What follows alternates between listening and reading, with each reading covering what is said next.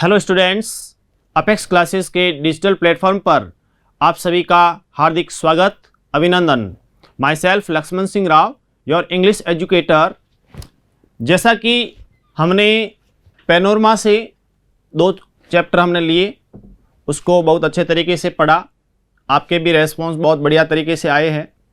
और आज हम जिस प्रकार से क्या विषय लेने जा रहे हैं, उससे पहले मैं थोड़ा सा आपके माध्यम से उस विषय को उठाना चाहूँगा। आप ये बताएं कि हमारे जीवन में ऐसा किस वस्तु, किस पदार्थ का रोल है जिसके बिना हमारी जो लाइफ है वो आगे नहीं जा सकती, यानी वो बेसिस ऑफ लाइफ है। Basis of life for human beings, for trees, animals, birds etcetera. तो जीवन में ऐसी क्या चीज़ है जिसके बिना हम नहीं रह सकते, और वर्तमान में उसका बहुत ही अधिक महत्व है। तो उसको लेकर के हम चर्चा करेंगे। तो मैं आपको बता दूं कि इसको लेकर के अभियान भी चला था। तो पानी जो है हमारे जीवन का सबसे महत्वपूर्ण आधार है। तो आज हम हमारा जो लेसन फर्स्ट रेनबो बुक से, वहाँ से हम पहला जो चैप्टर है उसको लेने जा रहे हैं। लेसन फर्स्ट वाटर, पानी। और सीवी रमन, चंद्रशेखर वेंकट रमन, उन्होंने इस पाठ की रचना की है। उन्होंने अपने जीवन में जिस प्रकार से भौतिकी को लेकर के उन्होंने शोध की, इस पर उनको नोबेल पुरस्कार भी मिला, नोबेल प्राइज मिला था। और इनके जो शोध वगैरह है वो रमन इफेक्ट के, द रमन इफेक्ट के नाम से जाने जाते हैं। उन्होंने इस पाठ में कि पानी का जीवन में क्या महत्व है, और वर्तमान को देखा जाए तो without water we can't imagine our world. विश्व की हमारी जो सिविलाइजेशन है, वो सभ्यता की भी हम कल्पना नहीं कर सकते, क्योंकि बिना पानी कोई कुछ होगा ही नहीं। पेड़ पौधे, पशु पक्षी, इंसान, कुछ भी नहीं होगा। चारों तरफ क्या होगा? सूनापन, एक प्रकार का डेजर्ट, रेगिस्तान। और उसका इम्पोर्टेंस यहाँ पर कि पानी का क्या महत्व है, उसको यहाँ पर लेखक ने बहुत बढ़िया तरीके से अभिव्यक्त किया है। उसको हम पढ़ने जा रहे हैं। तो देखिए, हम आगे बढ़ते हैं और पहले आपको पाठ का हिंदी सार बताऊंगा, फिर पाठ के बारे में हम पढ़ना शुरू करेंगे। किस प्रकार से और भी जो बातें हम इस पर डिस्कस करते जाएंगे। देखिए, बढ़ते हैं हम आगे। हम आते हैं अबाउट द ऑथर। तो इसमें आप देखिए कि किस प्रकार से जो अबाउट द ऑथर का जब हम लिखते हैं तो उसमें चंद्रशेखर वेंकट रमन, चंद्रशेखर वेंकट रमन, इन्होंने इस पाठ की रचना की है। अब इनका जो लाइफ स्पेन है 1888 टू 1970, 1888 से 1970 तक इनका जीवन काल रहा है। पॉपुलरली नॉन, इनको प्रसिद्धि किस नाम से जानी गई है, मिली है, तो उनको किस नाम से जाना जाता है? As professor CV Raman. Short में चंद्रशेखर वेंकट रमन, पूरा नाम न बोल करके सीवी रमन नाम से वो ज़्यादा जाने जाते हैं। और रमन इफेक्ट आपको बहुत ही अच्छे तरीके से पता है, और साइंस वालों को तो 100% पता होगा। तो रमन इफेक्ट जो थे वो प्रभावशाली रूप से दुनिया में एक प्रकार से जाना गया, तो उनका नाम भी प्रसिद्ध हो गया। Was born in southern India, दक्षिण भारत में। इनका जन्म दक्षिण भारत में हुआ था, हमारा जो साउदर्न इंडिया है। एंड डिवोटेड, और वो समर्पित रहे। डिवोटेड, समर्पित।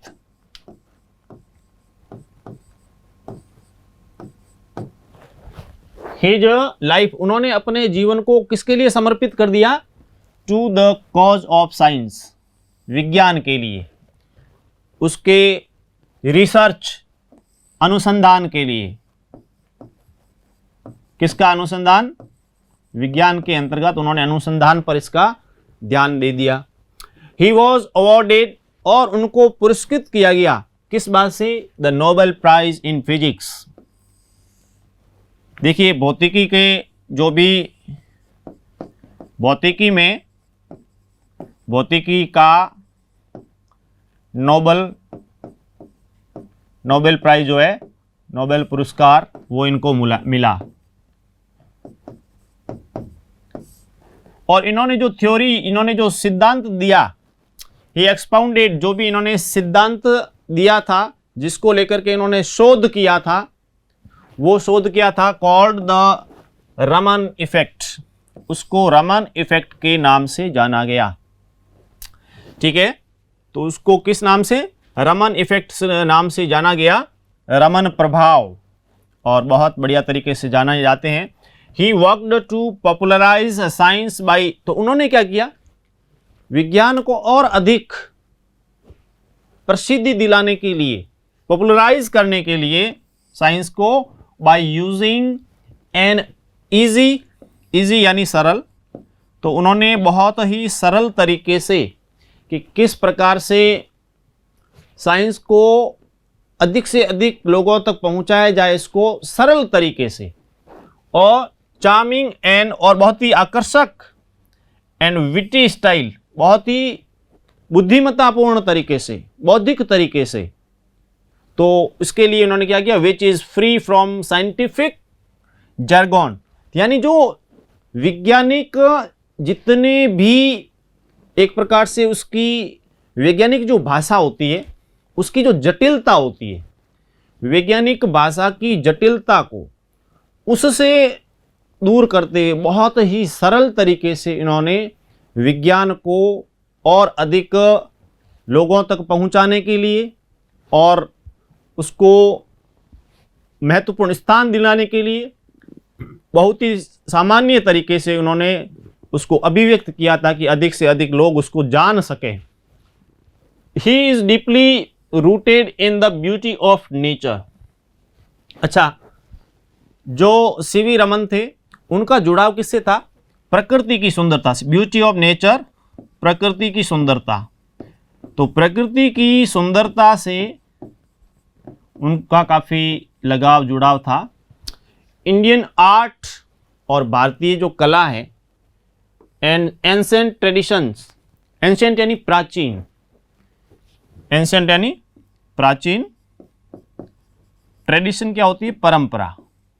तो हमारी जो परंपराएं हैं उन परंपराओं से, कला से इनकी काफ़ी रुचि थी और उन्होंने भारतीय कला संस्कृति उसको भी इस रूप में प्रस्तुत किया कि भारत के लोग भी बहुत अच्छे तरीके से इस भारतीय संस्कृति का उपयोग करते हुए विज्ञान से जुड़ें। और क्या इस प्रकार की हमारी परंपराएं प्राचीन में थी जो विज्ञान से जुड़ी हुई हो, उन्होंने इसको बहुत अच्छे तरीके से अभिव्यक्त करने का बहुत बढ़िया प्रयास किया। और वास्तव में उन्होंने जो भी मुद्दे भी उठाए हैं, जो शोध किए, वो आज भी बहुत ही महत्व रखते हैं। तो CV Raman about the author, जो लेखक है, राइटर, नरेटर जो भी है, तो उसमें यहाँ पर सीवी रमन के बारे में बताया गया है। और उन्होंने ये जो चैप्टर द वाटर या वाटर नाम से जो दिया है उसको हम आगे पढ़ते हैं कि किस प्रकार से। देखिए नेक्स्ट पेज पे आते हैं, अबाउट द लेसन। अब हम बात करते हैं कि ये हमारा लेसन जो है वो किस बात को लेकर के है और क्या बात इसमें कही गई है। देखिए ऐसे के रूप में, निबंध के रूप में, द ऐसे water is genuine appeal for conservation of water. Conservation of water यानी पानी का संरक्षण। ये पाठ हमारे को किस बात पर एक प्रकार से, किस प्रकार का निवेदन कर रहा है, एक प्रकार से मैसेज दे रहा है, message of conservation of water.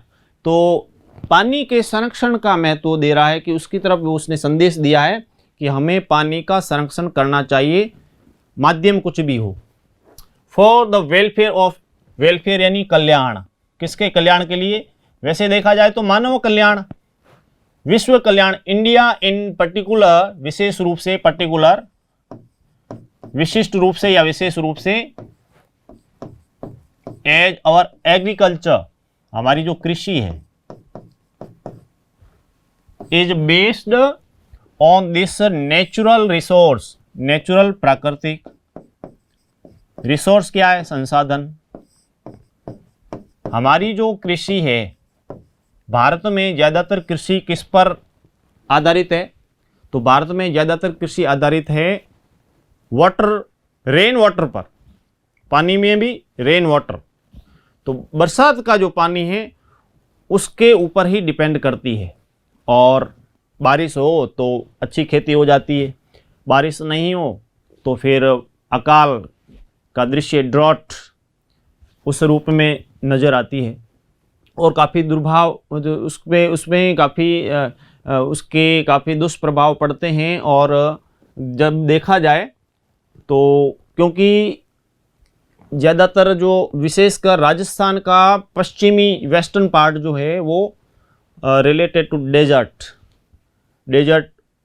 Thar desert जो है, थार का रेगिस्तान जो है, तो उस रूप में है। और यहाँ बारिश नहीं हो तो वैसे कम ही होती है, इरेगुलरिटी रहती है, नियमित बारिश होती नहीं है।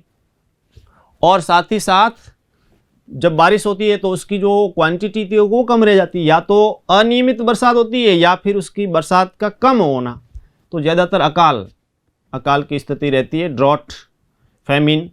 तो ये तो उसको यहाँ पर इस पाठ के माध्यम से भी यहाँ पे उन्होंने बताया है।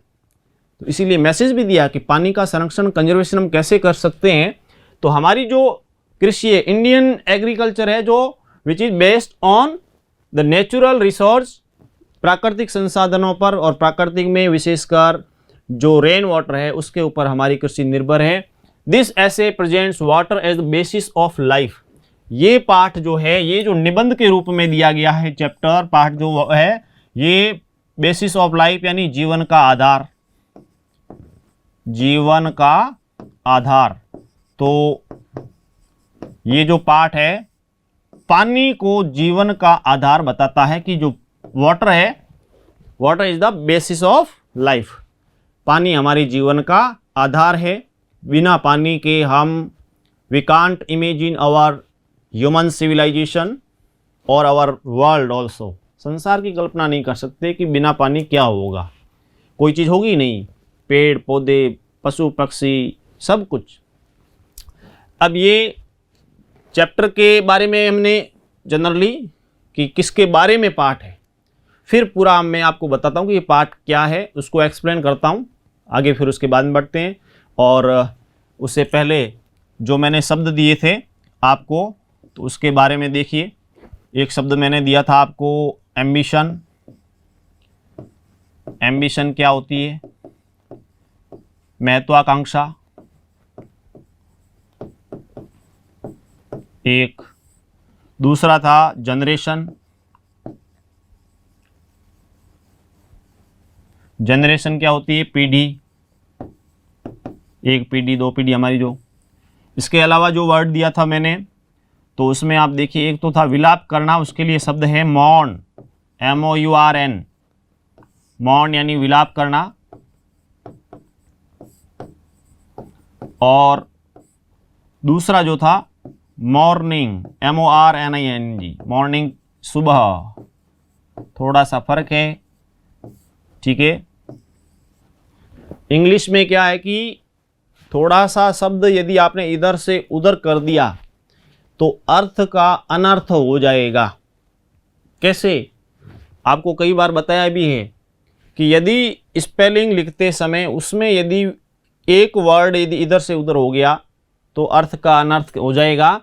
कैसे हो सकता है? जैसे आप पिताजी को पत्र लिख रहे हैं, आपने लिखा, यदि आप उसमें लिख देते हैं कि माय डियर फादर, देखिए आप यदि इस टाइप से लिख देते हैं तो आपने यदि यहाँ पे जो वर्ड यूज़ किया है, देखिए DEEAR, जबकि यूज़ क्या करना था? यूज़ करना था DEAR, ये यूज़ करना था, आपने ऐसा कर दिया। शब्द तो इसमें अक्षर तो एक ही, लेकिन इस एक अक्षर के कारण बहुत बड़ा अनर्थ हो गया। पिताजी जब पढ़ेंगे ना तो उस समय कहेंगे कि हाँ इसने मेरे को हिरण बना दिया, मेरे हिरण पिताजी, है ना, गड़बड़ होगी ना। तो ऐसा नहीं करना, बहुत सावधानी। वर्ड मीनिंग, वर्ड पावर जिसकी होगी वो स्टूडेंट, इसमें आप फॉर्म्स जो हैं, जो भी जितनी भी फॉर्म्स है, first, second, third, fourth, fifth होती है, तो फोर्थ फिफ्थ हम ज़्यादा यूज़ कम करते हैं, फोर्थ को यूज़ करते हैं तो फर्स्ट फॉर्म प्लस आईएनजी बोलते हैं। फिफ्थ में जो मेन वर्ब है उससे पहले टू लग जाता है। लेकिन इसको याद करने का आपको मैं तरीका बताऊं, जैसे जितनी फॉर्म्स है उसको आप पर डे रिपीट करो। कैसे? गो, वेंट, गॉन, जाना, कम, केम, कम, आना, स्पीक, स्पोक, स्पोकन, बोलना, राइट, रोट, रिटन, लिखना, इस टाइप से, सेंग, सेंग, संग, गाना, कोई भी इस टाइप से। और उसको क्या करो, रिपीट करते जाओ। रिपीट करते जाओगे तो एक प्रकार से ऑटोमेटिकली आपको सब याद हो जाएगा।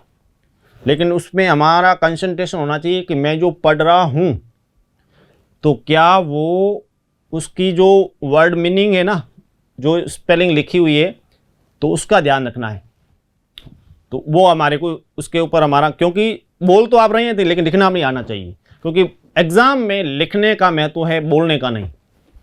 बढ़ते हैं हम आगे। तो इसमें देखिए आगे हम लेते हैं पाठ के बारे में।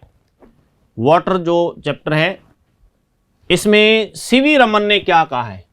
तो यहाँ पे सीवी रमन ने चंद्रशेखर वेंकट रमन, प्रोफेसर लगाते हैं वो नाम से पहले, प्रोफेसर सीवी रमन, इन्होंने जो चैप्टर लिखा वो है वाटर, पानी। और पानी तो हम क्या कह सकते हैं कि water is the basis of life, हमारे जीवन का क्या है, आधार है। पानी हमारे जीवन का आधार है। तो इसको लेकर के हम, तो शुरुआत में क्या होता है, सीवी रमन ने हमारे को इस पाठ के माध्यम से बताया है कि जब वो खड़े थे कहां पर, river Nile, river Nile, Nile यानी नील, नील नदी। हम इसको ऐसे नहीं पढ़ेंगे कि रिवर नील, इसको रिवर नाइल ऐसे पढ़ते हैं, मतलब नील नदी। कहां पर है, इजिप्ट में, इजिप्ट यानी मिस्र। और नील नदी जो है लगभग 6650, और इसको 6695 भी बताया गया है कहीं पर, 6650 किलोमीटर ये इसकी लंबाई है। इतने एरिया से वो मेडिटेरेनियन सी, उधर से अबिसिनिया आदि जो एरिया है वहाँ से ये गुजरती है। तो यहाँ पर जो नील नदी है इसका एक हिस्सा जो ये ऊपरी पार्ट बताया गया है। देखिए सीवी रमन कहते हैं कि मैं कहाँ पर खड़ा हूँ, तो एक तरफ ये जो डेजर्ट है, ये वो जो डेजर्ट वाला पार्ट है, इस डेजर्ट के इस पार्ट में वो यहाँ पर कहीं खड़े थे, और उनके एक तरफ तो इधर ये नील नदी है और दूसरी तरफ ये बहुत बड़ा क्या है, डेजर्ट, डेजर्ट यानी रेगिस्तान। तो जैसे हमारा रेगिस्तान है उधर, तो ये जो हिस्सा है ये तो डेजर्ट है। अब ये यहाँ पे खड़े थे और इन्होंने कहा कि मेरे एक तरफ तो डेजर्ट है, बिल्कुल वहाँ पर ड्राई एरिया है और किसी ट्रीलेस, वहाँ पर बिल्कुल पेड़ विहीन है, इंसान, पेड़ पौधे, पशु पक्षी कुछ भी नहीं है। एक तो ये एरिया, दूसरी तरफ ये एरिया है जहाँ पर क्या है, जहाँ पर पेड़ पौधे भी है, चारों तरफ हरियाली है, ग्रासलैंड्स है, घास के मैदान है, ट्रीज, ह्यूमन बीइंग्स, एनिमल्स, सब कुछ, पेड़ पौधे, पशु पक्षी, सब कुछ। तो ऐसा क्या, व्हाट इज द डिफरेंस, कारण क्या है, ऐसा क्या कारण है कि इधर तो रेगिस्तान है और इधर है बिल्कुल हरा भरा एरिया है। तो उसका मूल कारण है क्या, वाटर, ये पानी ही है जिसके कारण ये, तो वो वहाँ पर खड़े हुए कहते हैं कि मैं इस बीच की लाइन में खड़ा हूँ, एक तरफ मेरे तो बहुत बड़ा विशाल रेगिस्तान है और दूसरी तरफ हरियाली से भरा हुआ ये एरिया, तो उसका कारण है ये मिस्र की जो नील नदी है, इस नील नदी के कारण, और नील नदी में क्या बहता है? पानी। उस पानी के कारण ये हरा भरा एरिया है। अब उन्होंने जो मिस्र देश है उसकी जो सिविलाइजेशन है, सभ्यता है, उसको बताया कि ये जो मिस्र का जो निर्माण हुआ है वो किस बेसिस पे हुआ है? इस रिवर नाइल के, क्योंकि नील नदी बह करके आती है। मिस्र का निर्माण, मिस्र जो नील नदी है, मिस्र को एक प्रकार से वरदान के रूप में है। नील नदी को मिस्र के लिए वरदान के रूप में मानते हैं, एक बून, क्योंकि वही है, उसके माध्यम से सभ्यता का विकास हुआ। वहाँ पर लोग फले फूले, उनकी सभ्यता फली फूली, क्योंकि जहाँ पे घास थी वहाँ पशु रहे, पशुओं के लिए चारा वगैरह उपलब्ध हुआ, वहाँ पर अनाज भी हुआ, तो इंसान वहाँ जाके बसता है। पानी की व्यवस्था है तो अनाज वगैरह मिल रहा है, तो उनका भी पोषण हो रहा है, पशु पक्षियों का हो रहा है, घर वगैरह, इस प्रकार से, और उनका जीवन आगे बढ़ा। और पूरा मिस्र जो है इस नील नदी का एक प्रकार से इसका पूर्ण रूप से उपयोग करता है, उसी का एक माध्यम बना ये।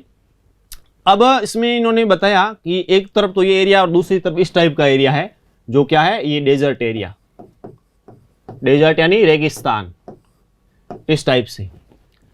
तो ये जो दो एरिया बताए उसका मेंशन करते हुए सीवी रमन कहते कि मैं खड़ा हूँ, और ये जो डिफरेंस आया तो उसमें उसका मुख्य डिफरेंस है पानी। तो प्रश्न भी पूछा गया है कि जो मिस्र है, इजिप्ट है, उसके लिए नील नदी है वो वरदान कैसे साबित हुई है? तो ये जब बह करके आती है, तो जिस एरिया से नील नदी बह करके आती है तो वो अपने साथ में सिल्ट लेकर के आती है। सिल्ट होती है गाद। अच्छा, गाद क्या होती है कि जो पानी, बाढ़ का पानी, फ्लड वाटर जो होता है, due to flood water, because flood water carries silt, soil, यानी जो बाढ़ का पानी होता है अपने साथ में गाद ले जाता है, मिट्टी ले जाता है, और धीरे धीरे क्या होता है वो आगे बढ़ती है, फिर जम जाती है, तो धीरे धीरे क्या बन जाती है? फर्टाइल सॉइल, वो एक उपजाऊ मिट्टी बन जाती है, और वो काफ़ी यूज़फुल होती है हमारी क्रॉप्स के लिए, फसलों के लिए बहुत ही लाभदायक होती है, और फसलें अच्छी हो जाती है। तो ये इस प्रकार से जो पानी के साथ में ये सिल्ट बह करके आई, और उसने बहुत ही बढ़िया तरीके से वहाँ के लोगों के लिए एक वरदान का काम किया है, ये उन्होंने आगे बताया। फिर वो उसमें आगे बढ़ते हैं, और यहाँ से शुरू करते हुए सीवी रमन ने शुरू में इसका मेंशन किया है नाइल रिवर का, उसके बाद में आते हैं वो भारत पर।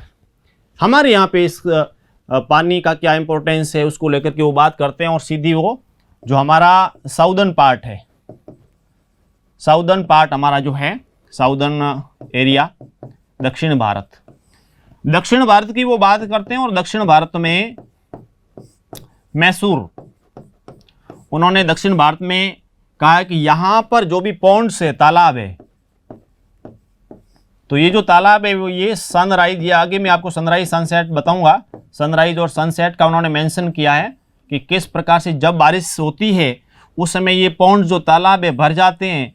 और उसमें भी विशेष एरिया जो बताया है मैसूर, मैसूर जो है, मैसूर कर्नाटक में पड़ता है, तो वो जो एरिया है उस एरिया में बहुत सारे पॉन्ड्स है।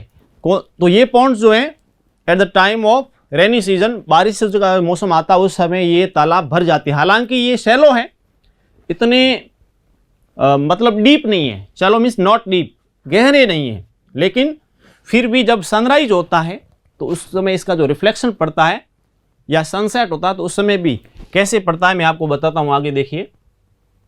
इस प्रकार से जब जैसे सूर्योदय हो, तो सूर्योदय जब होता है, जब सनराइज होता है, उस समय किस प्रकार से दृश्य कितना मतलब हमारे को कितना अट्रैक्ट करता है, बहुत ही अट्रैक्ट करने वाला, चार्मिंग ये मोमेंट होते हैं। और ये है सनसेट का, इस प्रकार का दृश्य हमारे सामने दिखता है, सनराइज, सूर्योदय, और ये हो गया सूर्यास्त। तो ये जो इस प्रकार की जब स्थिति होती है तो ये कारण क्या कारण होता है? ये पानी जो है, तालाब का जो पानी है, जब आप मॉर्निंग टाइम में जाएं सूर्योदय हो और उस समय तालाब के जो भरा हुआ तालाब वो पानी से उसके पास जाएं तो दृश्य बड़ा, क्योंकि पानी स्टिल होता है, शांत होता है, उस समय किसी प्रकार की उसमें गंदगी दिखती नहीं है, उसकी तल जो होता है बॉटम आपको दिखेगा।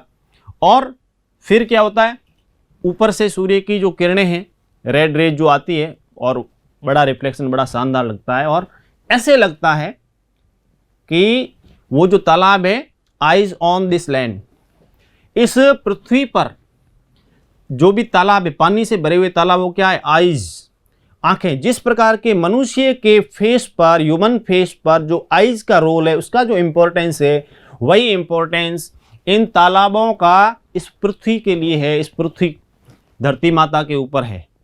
हमारे जीवन में आंखों का रोल, कि आंखें नहीं हो तो कुछ भी नहीं, कुछ नहीं दिखेगा।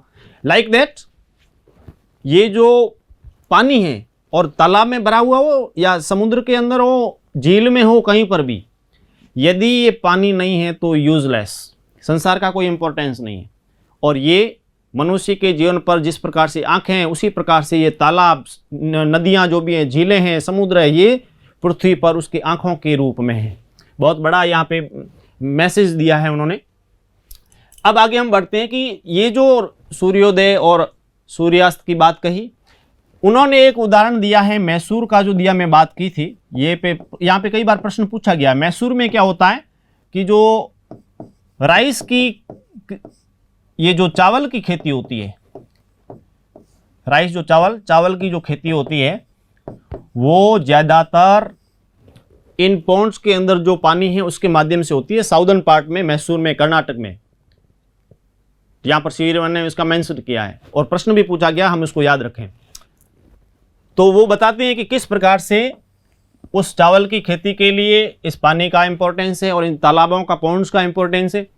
फिर उन्होंने आगे जो बात कही है, थोड़ा जब आगे बढ़ते हैं, जीवन में पानी का इंपॉर्टेंस उन्होंने बताया और कहा कि जब फ्लड आती है, हैवी रेन होती है, भारी बारिश होती है, उस समय क्या, डाउनपॉर जब हो, मूसलाधार बारिश, डाउनपॉर, जब मूसलाधार बारिश के लिए it is raining cats and dogs, ऐसा शब्द भी ये मुहावरे के रूप में, it is raining cats and dogs, तो सीधा शब्द पढ़ेंगे तो क्या होगा कि कुत्ते और बिल्लियों की बारिश हो, नहीं, it is raining cats and dogs का अर्थ हो गया मूसलाधार भारी बारिश होना। ठीक है, ये मुहावरे के रूप में यूज़ करते हैं। अब यहाँ पे जब हैवी रेन होती है तो उस समय क्या होगा, आप देखिए, हैवी रेन के कारण जो पानी होगा वो इस प्रकार से उसका फ्लो बढ़ेगा, ज़्यादा बारिश होगी, फ्लो, तो उसका जो फ्लो है, उसकी जो स्पीड है, वो स्पीड तेज होगी।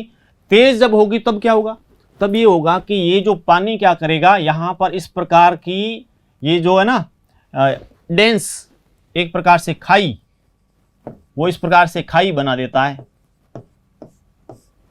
इस प्रकार की जो लेंस, डीप गलीज बन जाती है, इस प्रकार की डीप लाइंस बन जाती है। और ये जो गड्ढे बने आप देख रहे हैं, जब हमारे किसान भाइयों ने अपने खेत की जुताई कर दी, फसल लगी हुई है, हैवी रेन हुई और उसके खेत से यदि इस प्रकार की ये स्थितियां हो जाए, ये गड्ढे हो जाए, तो ये जो मिट्टी यहाँ पे थी कैसी थी, फर्टाइल, जो फर्टाइल सॉइल थी, उपजाऊ मिट्टी थी, वो उपजाऊ मिट्टी है वो बह करके चली गई।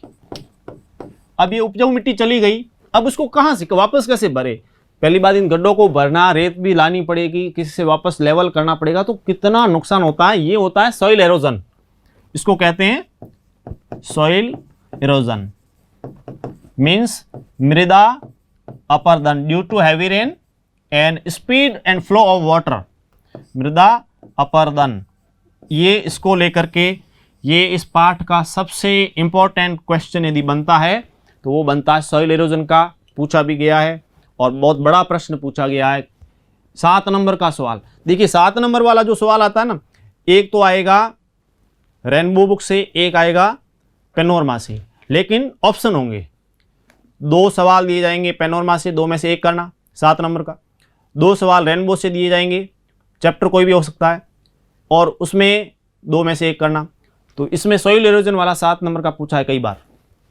तो ये अच्छी तरीके से, तो जब हैवी रेन होती है, वाटर का जो फ्लो है वो बहुत ही तेज़ हो जाता है, स्पीड तेज हो जाती है, तो अपने साथ में क्या है, इट कैरीज जो भी स्टोन्स होते हैं, बिग स्टोन्स, ट्रीज, सब मतलब सॉइल, मिट्टी, पेड़ पौधे सब बहा करके वो लेके चले जाते हैं, और ये मृदा का अपरदन हो गया तो उसको लेकर के। अच्छा, ये तो हुआ इसका डेस्ट्रक्टिव पार्ट। जब हैवी रेन होती है तो उस समय डेस्ट्रक्टिव पार्ट क्या है, सॉइल इरोजन के रूप में आता है। लेकिन जब बारिश होती है उस समय कई बार ऐसा होता है कि वो उसके लिए एक वरदान का काम भी करता है। तो वो क्या करता है, वो ये होता है कि जब बारिश होती है उस समय जो पहाड़ों पर मिट्टी है वो वहाँ पे पत्थर भी गिरते हैं। ये पत्थर वो रोलिंग डाउन करते हुए जब आगे बढ़ते हैं तो उस समय क्या होता है, धीरे धीरे वो घिस कर के वो पत्थर बिल्कुल ही मिट्टी बन जाते हैं। छोटे कण धीरे धीरे होते हैं मिट्टी के कण, और जमे रहते हैं, समुद्र तक जाते हैं, लेकिन तब तक वो मिट्टी का रूप धारण करते हैं। कई टाइम तो लगता है, कई वर्षों बाद में वो एक चिकनी मिट्टी और फर्टाइल सॉइल के रूप में वो बन जाते हैं, उपजाऊ मिट्टी हो जाती है। और हमारा जो मैदानी, गंगा का जो मैदानी एरिया है वो इसका सबसे महत्वपूर्ण उदाहरण है। तो ये हुआ इसके पार्ट आदि को लेकर के। तो आगे देखते हैं, ये तो एक सॉइल इरोजन वाला। उसके बाद में लेखक ने और भी अभिव्यक्त किया है, पानी का महत्व बताया है उन्होंने कि पानी जो है अमृत, उसके लिए इन्होंने एक शब्द यूज किया है अमृत, जो सीधा लिखा, जिसको हमने बताया भी था, एम्ब्रोसिया। एम्ब्रोसिया भी कहते हैं, नेक्टर भी कहते हैं। तो मनुष्य के जीवन के लिए वाटर क्या है, एक अमृत है। जो प्राचीन समय में हमने कहा कि समुद्र मंथन में अमृत निकला, तो सीवी रमन का कहना है कि वो अमृत और कुछ नहीं, ये वाटर ही था और कुछ नहीं, जो कॉमन लिक्विड के रूप में, कॉमनेस्ट ऑफ ऑल। कॉमन इसलिए कहा क्योंकि हर जगह अवेलेबल है, बट अनकॉमन। कॉमन तो इसलिए कि हर जगह अवेलेबल है जहाँ भी हम पानी, और लेकिन अनकॉमन है। अनकॉमन इसलिए क्योंकि without water we can't imagine our world, our life, our civilisation. बिना पानी के हम हमारे जीवन की, हमारी सभ्यता की, पेड़ पौधे, जीव जंतु, पृथ्वी की कल्पना नहीं कर सकते, इसलिए वो अनकॉमन भी कहा है। अब बात आती है, इसके बाद में उन्होंने जीवन में इस प्रकार का महत्व देते हुए पाठ के अंदर पानी का इंपॉर्टेंस बताया, कैसे पानी का संरक्षण करें। टैप चल रहा है, नल बह रहा है, यूं ही तो आपकी दायित्व तो बनता है हम उसको बंद करें। बारिश जो होती है तो रेनी सीजन में, तो जो छत पर पानी गिरता है उसको हम वाटर टैंक के माध्यम से उसको स्टोर करें, या इस टाइप के जो डैम है, सरकार क्या करे, डैम बनाए, इस प्रकार के जोहड़ बनाए, इस प्रकार के पॉन्ड्स बनाए, लेक्स बनाए, और उस पानी को क्या करे, कलेक्ट करे। नहीं तो क्या होता, पानी ज़्यादातर बह करके चला जाता है। शहरों में तो आप देखते हैं उस पानी का कोई यूज़ नहीं होता है, वो मिल करके एक प्रकार के केमिकल में मिक्स हो जाता है, फिर उसको बिल्कुल यूज़लेस। जबकि यदि उसका अच्छा संरक्षण हो, चाहे वो घर के अंदर बने हुए वाटर टैंक की, अंडरग्राउंड वाटर टैंक जो है उसके माध्यम से ही तो भी है, वो सब लोग करें तो कितना ही बचत हो सकती है। अब हम आते हैं पाठ के ऊपर आगे। Water, man has through the ages sought in vain for an imaginary, यानी काल्पनिक, काल्पनिक। आगे दिया एलिक्सिर, एलिक्सिर होता है अमृत, जिसके लिए एम्ब्रोसिया, नेक्टर वर्ड हमने यूज किया है। ऑफ लाइफ, जीवन का अमृत। इंसान हमेशा से इस खोज में रहा है, उसने इस प्रकार से कल्पना की है, लेकिन वो कैसी रही है, उसके लिए एक प्रकार से व्यर्थ, कि इंसान व्यर्थ ही एक काल्पनिक अमृत की खोज में इधर उधर भटकता रहा है। द डिवाइन अमृता, उस अमृत की तलाश में। अ ड्रॉट, ड्रॉट यहां इसका अर्थ बूंद, घूंट, बूंद घूंट, पानी का एक घूंट बोलते हैं ना। Which was thought to confer immortality, immortality अमृत्व, अमृत्व, अमरता। हम कहते हैं ना कि अमृत पी जाए तो वो अमर हो जाएगा, तो वो अमृत क्या, सीवी रमन का कहना है कि वो अमृत्व प्रदान करने वाला लिक्विड और कुछ नहीं है, वो थिंग और कुछ नहीं है, दैट इज वाटर, जो कि हमारे बिल्कुल पास में। But the true elixir of life, उन्होंने कहा ना, the true elixir of life, जीवन का वास्तविक अमृत क्या है, लाइज नियर, बिल्कुल हमारे पास में है, हमारे पास में स्थित है, टू अवर हैंड्स, हमारे हाथों के, क्योंकि वाटर इज अवेलेबल एवरीवेयर। हाँ, पानी सब जगह है, लेकिन हम उसका इंपॉर्टेंस नहीं समझते, हम उसके बारे में वो नहीं सोचते। इसलिए for it is the commonest of all liquids, क्योंकि ये आम रूप से एक प्रकार से उपलब्ध है, इसलिए प्लेन वाटर, ये सादा पानी, ये सादा जल, ये सादा जल ही वो अमृत है जो कि अवेलेबल है। आई रिमेंबर, मुझे याद है, वन डे, एक दिन, स्टैंडिंग ऑन द लाइन, जब मैं खड़ा था यहाँ पे, जो मैंने मेंशन किया था, विच सेपरेट्स, जो अलग करती है, किसको अलग करती है, ये कहते हैं सीवी रमन कह रहे हैं कि मैं उस लाइन पर खड़ा था जो कि अलग करती है द लीबियन डेजर्ट, लीबिया का रेगिस्तान, लीबिया का रेगिस्तान, उस लीबिया के रेगिस्तान को वो अलग करती है फ्रॉम द वैली, वैली यानी घाटी, ऑफ द नाइल, नाइल यानी नील, इजिप्ट यानी मिस्र, कि वो घाटी जो मिस्र और लीबिया को, उस घाटी को अलग करती है। मिस्र का एरिया इधर रह जाता है, लीबिया का डेजर्ट इधर रह जाता है। तो जो लीबिया का डेजर्ट है, रेगिस्तान है, उधर तो सूखापन है, जबकि मिस्र का एरिया वो हरियाली से भरपूर है। तो उसके बारे में वो कहते हैं। और ऐसा क्यों है, ऐसा कहते हुए वो कहते हैं ऑन वन साइड वाज, अब उन्होंने क्या बताया कि वन साइड तो एक तरफ तो क्या है, विजिबल यानी दिखाई देने योग्य, दृश्य दिखाई देने योग्य, सी यानी समुद्र, बिलोविंग लैंड यानी उस अनंत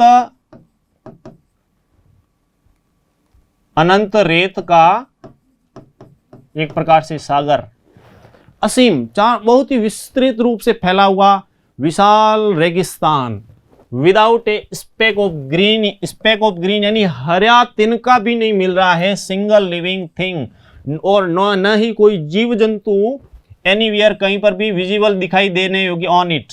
एक तरफ तो नील नदी उसका एरिया है, दूसरी तरफ है डेजर्ट। तो जो डेजर्ट है, जो रेगिस्तान है, लीबिया वाला जो पार्ट है, उधर एक भी हरा तिनका नहीं है, जीव जंतु नहीं है, पेड़ पौधे नहीं है, इंसान भी नहीं है, बिल्कुल सूखा एरिया। दूसरी तरफ हरियाली, दूसरी तरफ क्या कहते हैं, ऑन द अदर साइड, दूसरी तरफ ले यानी लेटा हुआ पड़ा हुआ है, वन ऑफ द ग्रीनेस्ट, सबसे हरा, मोस्ट फर्टाइल, सबसे उपजाऊ,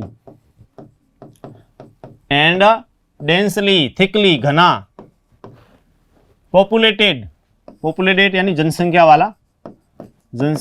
वाला एरिया यानी क्षेत्र, टू बी फाउंड पाया जाता है एनीवेयर ऑन द अर्थ। दूसरी तरफ क्या है, ऐसा एरिया है जहां पर घना बसा हुआ, जनसंख्या से युक्त, जैसा विश्व के दूसरे एरिया में पाया जाता वैसा स्थान। एक तरफ तो हरियाली, मनुष्य वगैरह, पेड़ पौधे, पशु पक्षी, सब कुछ, एक तरफ उसका जो दूसरा एरिया उधर केवल और केवल सूखापन, रूखापन। तो कारण क्या है, टीमिंग विथ, फलता फूलता, टीमिंग विथ लाइफ यानी कहने का जीवन से फलित, जीवन से भरपूर, एंड वेजिटेशन और वनस्पति भी, यानी जीव जगत भी है, वनस्पति भी है। What made this wonderful difference, इस अंतर का क्या कारण है कि एक तरफ हरियाली है और एक तरफ है वो इस प्रकार से सूखापन है, क्या कारण? तो वो क्या कहते हैं, वाई, क्यों, ऐसा क्यों? It is the water of the river Nile. तो उत्तर उन्होंने दिया है कि ये नील नदी का जो पानी है, water of the river Nile, नील नदी का पानी ही है जो कि इस अंतर का कारण, इस डिफरेंस का कारण। प्रश्न भी पूछ सकता है। Flowing down to the Mediterranean, भूमध्य सागर, तो जो भूमध्य सागर से फ्रॉम इट्स सोर्सेज, अपने स्रोत से बहते हुए, couple of thousands of miles away, यानी हजारों मील, लगभग 2-3 हजार मील, क्योंकि 2-3 हजार मील इसलिए 2000 से ऊपर मील की है तो 6650 किलोमीटर उसकी दूरी बताई गई है। तो मील में जब जाएंगे तो 6650 समथिंग हो जाता है। तो कई हजार मील की दूरी तय करके मिस्र की जो नील नदी है वो आगे बहती है और अपना एरिया तय करती है इस प्रकार से। जियोलॉजिस्ट, अब जो भूवैज्ञानिक है, भूवैज्ञानिक जो है जियोलॉजिस्ट, टेल अस, बताते हैं, दैट द एंटायर यानी होल, संपूर्ण, सॉइल यानी मिट्टी, ऑफ द नाइल, नील की, वैली यानी घाटी, नील नदी की जो घाटी है उसकी जितनी भी मिट्टी है संपूर्ण जो है is the creation of the river of itself, creation यानी निर्माण। अब यहाँ पे वो क्या कहते हैं कि नील नदी की जो घाटी है उसके अंदर जो मिट्टी है वो मिट्टी लोगों ने नहीं डाली है। इस मिट्टी का कहाँ से इस प्रकार से संग्रहण हुआ, तो वो कहते हैं कि ये रिवर नाइल, नील नदी स्वयं ही ये मिट्टी लेकर के आती है। कहाँ से? उन पहाड़ों से, उन पर्वतों से, उन मैदानी एरिया से उनको ऐसा बहा करके लेके आती है। तो बताते हैं brought down as the finest silt, इस सिल्ट को, गाद को लाया जाता है फ्लड वाटर्स। कौन लाता है? फ्लड वाटर यानी बाढ़ का पानी। फ्लड वाटर यानी बाढ़ का पानी जो है वो लाता है कहाँ से? From the highlands of Abyssinia, Abyssinia से वहाँ से पानी आता है। एंड फ्रॉम रिमोट यानी दूरस्थ, रिमोट होता है टीवी में जैसे, तो उसका क्या दूरस्थ, दूर से हम कंट्रोल कर सकते हैं। तो दूरस्थ, रिमोट यानी दूरस्थ, उस दूरस्थ स्थानों से सेंट्रल अफ्रीका, मध्य अफ्रीका से होते हुए and laid down through the ages in the through which the Nile flows into the sea. Central Africa, Abyssinia है, सेंट्रल अफ्रीका, मध्य अफ्रीका, इधर से होते हुए बहते हुए ये पानी आगे बढ़ता है। साथ में क्या लेट डाउन, क्या ले जाता है वहाँ, और ये कई एजेज, कई युगों से बह रहा है, और वो अपने साथ में मिट्टी, पेड़, जो भी पत्थर वगैरह आदि, पेड़ वगैरह भी उसमें हेवी रेन होती है तब बहा करके ले जाता है, और धीरे धीरे वो जम गई, जमने से गाद बन गई, सॉइल बन गई और फर्टाइल सॉइल हो गई सस्पेंशन के कारण। और इजिप्ट जो मिस्र है इन फैक्ट वास्तव में was made by it's river, मिस्र का निर्माण इस नदी द्वारा हुआ। ये नदी कौन सी? नाइल, नील नदी द्वारा। इसका एक प्रश्न बनता है, पूछा गया है कई बार बोर्ड में कि जो मिस्र का निर्माण इस नदी से यानी नील नदी से हुआ है, कैसे? तो हम बता सकते हैं किस प्रकार से वो पानी बह के आता है। ये जो फर्टाइल लैंड है, यहाँ पे फर्टाइल सॉइल हो गई, यहाँ पे इस कारण से वहाँ पे grass, crops, animals, birds, for human being, सब कुछ उनके लिए सब पानी वगैरह है, तो सभ्यता फल फूल गई। इट्स एंशियंट, इसका जो प्राचीन सिविलाइजेशन यानी सभ्यता, एंशियंट यानी प्राचीन, सिविलाइजेशन सभ्यता, was created and in sustain, इसका ये फलित हुई, सस्टेन जीवन बनाए रखना, फलित होना, फलना फूलना, by the life giving waters. ये सभ्यता क्यों फली फूली? इस जीवन प्रदायिनी पानी के कारण। Which come down year after year with unfailing regularity, और ये पानी अनफेलिंग रेगुलरिटी, निर्बाध रूप से, बिना किसी बाधा के, निर्बाध रूप से, अनफेलिंग रेगुलरिटी कहने का कंटिन्यूअसली, लगातार बहता रहा और मिट्टी आती रही, जमती रही और बहुत ही उपजाऊ बन गई, और इस प्रकार से ये उसका मिस्र का निर्माण हो गया। अगला passage, I give this example, लेखक कहते हैं मैंने ये एग्जाम्पल दिया, एंड कुड गिव मैनी, बहुत सारे उदाहरण दे सकता हूं, अदर्स टू एम्फेसाइज यानी जोर देना,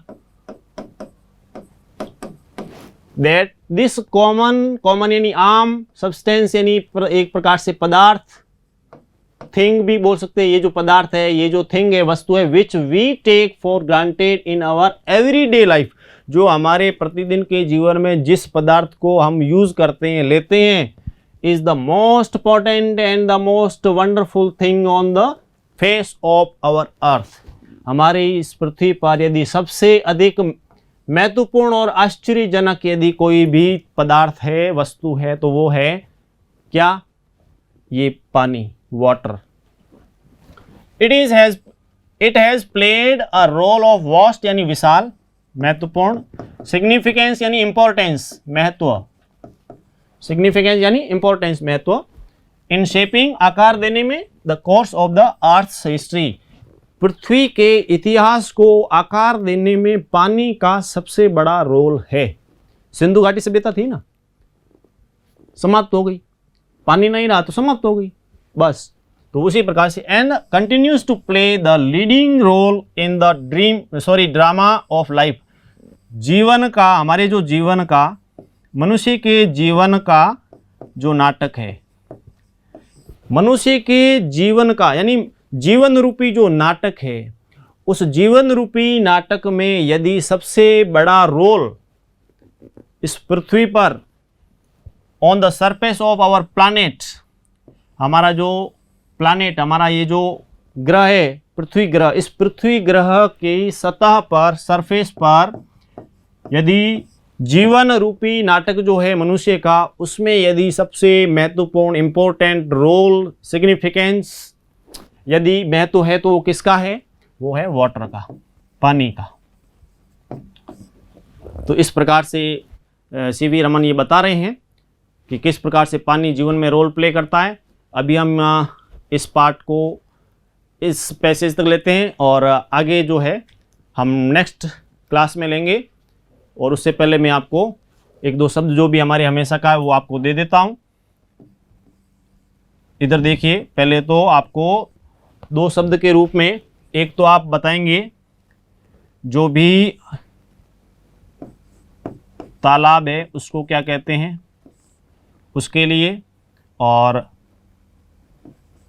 मृदा अपर्दन इसको क्या कहते हैं उसके लिए आप लिखेंगे। दूसरा जो वर्ड है मैं इधर दे रहा हूं वो आपको, इसका तो आपको इंग्लिश बतानी है, और यहाँ जो दो वर्ड लिखूंगा उसमें आप जो भी वर्ड होंगे उसकी हिंदी के बारे में आप हिंदी लिखेंगे उसकी। तो एक तो है प्राइम, दूसरा है प्राइड। फर्स्ट है PRIME, दूसरा है PRIDE। दोनों के हिंदी अर्थ बताने और इधर आपको दोनों की इंग्लिश में आपको बताना है। ठीक है, आज हम यहीं तक करेंगे। दूसरा जो पार्ट है नेक्स्ट डे जो भी क्लास हमारी होगी उसमें लेंगे हम। Thank you. सब्सक्राइब करें हमारा apex classes edutech YouTube channel, साथ ही बेल आइकन को क्लिक करना बिल्कुल ना भूलें ताकि आगे आने वाले सभी यूट्यूब वीडियोस की अपडेटेड नोटिफिकेशंस सबसे पहले आपको मिले। Apex classes edutech, subscribe now.